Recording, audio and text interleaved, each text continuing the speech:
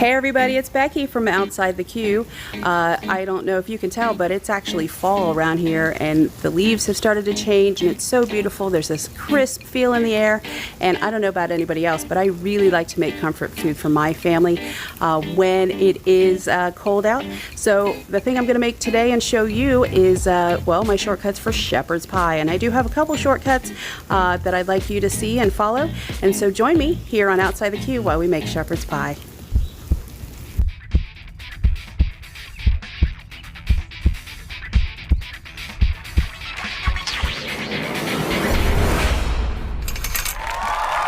Right there. The first thing you have to do is actually make your mashed potatoes.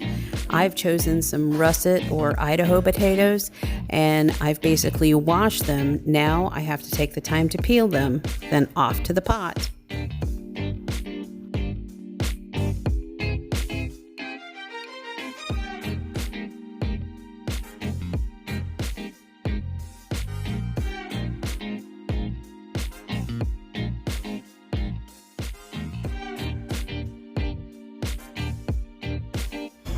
But it's never a dull moment in my household. So as the potatoes are boiling, I promised you some shortcuts that I do to actually make this shepherd's pie. Number one is starting out with crushed garlic. These actually come in the freezer section. They're really great. Each square is a clove of garlic ready to use, and so I put that in the frying pan to actually fry with my ground beef for the shepherd's pie.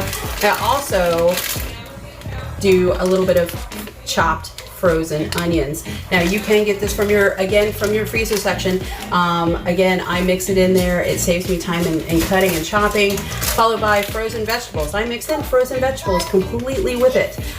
It adds to the meal and it adds to the flavor.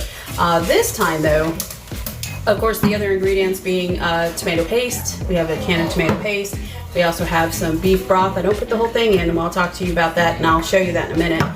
We also have some dried thyme leaves here ready to go. But for this, because I'm making mashed potatoes, I have John doesn't like mashed potatoes. What kid doesn't like mashed potatoes? This kid doesn't like mashed potatoes. So I thought I would take it up a little square bit and make it something fun for him. Basically some tater tots up in there, and we're going to cover half of them with tater tots because the grown-ups like the mashed potatoes, but the kids do not. So I also put some a little bit of garlic powder, a little bit of salt and pepper, and of course milk in the mashed potatoes to bring up the flavor. And then don't forget to add your favorite red wine. Your red wine will actually take it to a full body, kind of like a stew. When you do stew, you actually put red wine in your stew and it will bring up that flavor and amp it up. Not a lot. There is a cup here of red wine, and so I'm going to actually include that in my shepherd's pie, and then once I am done, it will have that full body flavor, and we'll put it in a casserole dish, and again top it with half mashed potatoes and the other half tater tots. Where can you go wrong, right?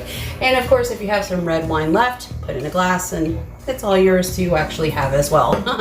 Of course, salt and pepper is part of it as well, and I'll show you that in just a moment, but potatoes are done, so we got to drain them and get them ready and mashed.